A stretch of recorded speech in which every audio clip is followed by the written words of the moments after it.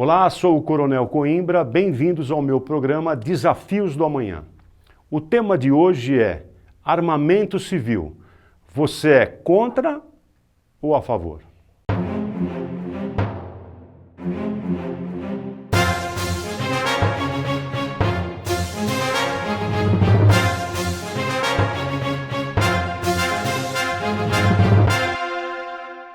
Desde os primórdios, os homens vivem em conflito. Vamos fazer uma breve questão histórica. Ele tinha um embate pessoal na mão, no mano a mano. Depois veio a questão das pedras, das madeiras, depois do metal. Você possuir uma arma branca era muito caro. Mas, de uma forma rápida pela história, veio os fogos de artifícios. E com o advento da pólvora, descobriu que você, à distância, podia matar um grande líder. Aliás, falar em épocas anteriores, nós lembramos dos arqueiros. Os arqueiros, durante a guerra, eles eram muito bem-vindos do lado positivo, mas se eventualmente eram capturados, eles tinham pouco benefícios após a prisão. Isso é só uma questão histórica. Por quê? Ele não tinha o combate frente a frente. Ele atacava os líderes ou o seu oponente à distância. Valia tudo na guerra. Mas se, uma vez presos, eles não tinham nenhum benefício. Isso é só uma questão de como era num tempo anterior. A arma branca era tão cara de se fabricar, vieram as questões das lutas, do judô, do karatê, taekwondo e tantas outras que são conhecidas na nossa atualidade. Por quê? Porque você tinha a possibilidade do combate, do embate mano a mano, frente a frente. Com a questão dos fogos de artifícios, o ser humano descobriu que podia, à distância, projetar um cartucho, um projétil e atingir mortalmente um grande líder. Com o advento da pólvora, veio uma rápida pincelada histórica, veio a questão do Colt, do armamento de Samuel Colt, que era de tambor, o revólver e o conhecido 45. E Colt, Samuel Colt, teve uma frase que ficou histórica. Ele dizia que Abraham Lincoln deixou os homens livres nos Estados Unidos e Samuel Colt tornou os homens iguais.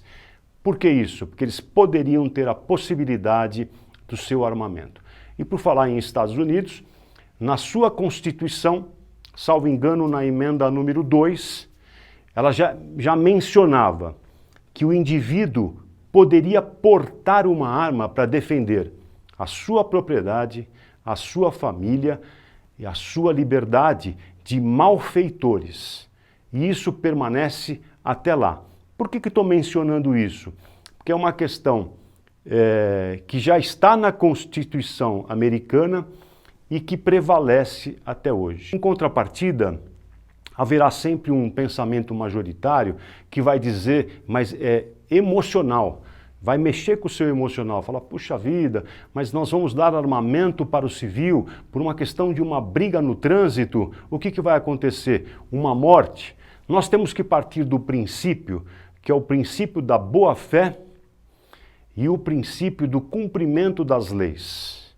Se você tiver esses dois princípios, existe sim a possibilidade de você fornecer ao cidadão comum, ao civil, de proteger as suas famílias. Nós estamos falando de uma posse de arma em empresas e em residências. Evidentemente que é um primeiro passo.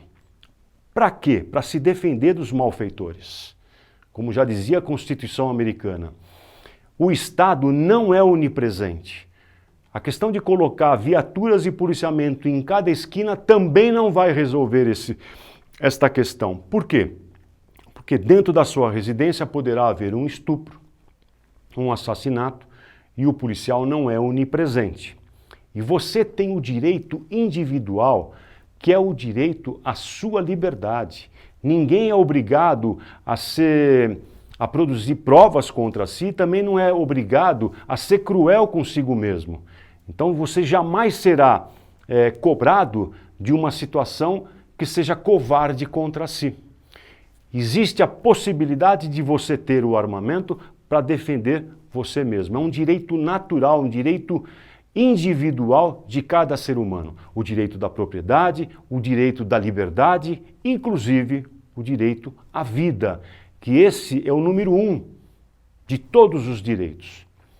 Existe a possibilidade de você se defender. E nos tempos atuais, qual seria essa proporcionalidade?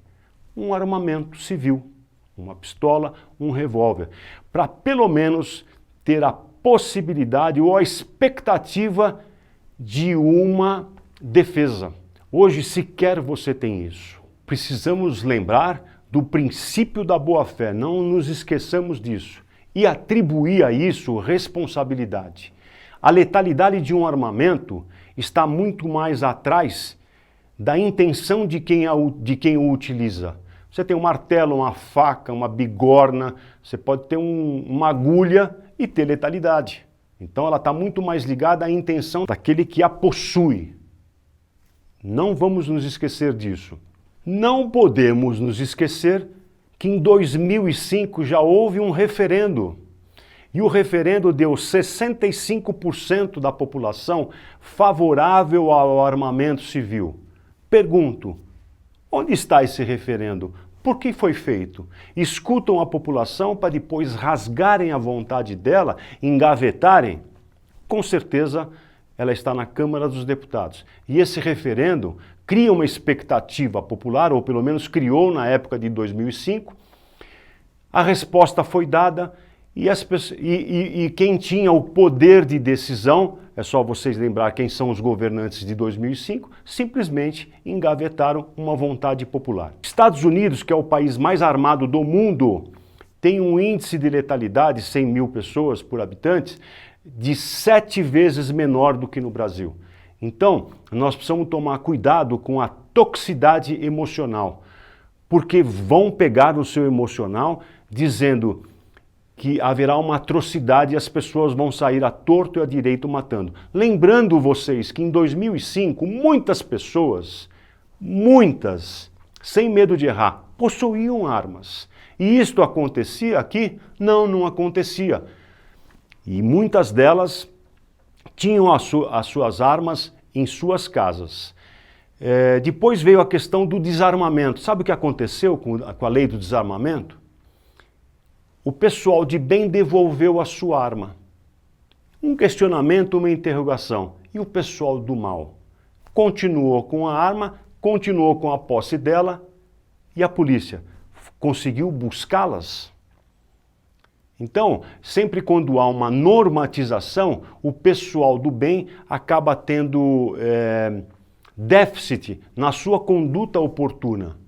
Porque quando veio a lei do desarmamento, você podia entregar a sua arma, não mencionar o seu nome, o seu SIC, seu RG, você entregava a arma para uma autoridade pública e ainda recebia R$150 por cada armamento sem ser questionado. Hoje, o que nós vimos é que os malfeitores, os crápulas, os assassinos não devolveram as armas e aquele que se defende, que tem o direito à liberdade, está desarmado. Eu pergunto para você, qual é o direito da maioria? Eu sou maioria, você que me escuta é maioria, paga os seus impostos e tem o direito de se defender. Por que que nós temos que ser penalizados pela conduta individual de 1, ou de 2, ou de 3? Por que que não se atribui responsabilidade pesada, penal, criminal, para quem faz mau uso dessa arma? Porque você tem o direito à vida, à liberdade e defender a sua família e a sua propriedade. Nós não podemos banalizar, nós não podemos nos nivelar por condutas inadequadas. Nós temos o direito de ir e vir. Nós temos o direito à vida, à propriedade e à defesa da família. Então pense bem antes de você ter uma conclusão neste bate-papo que eu estou tendo com você.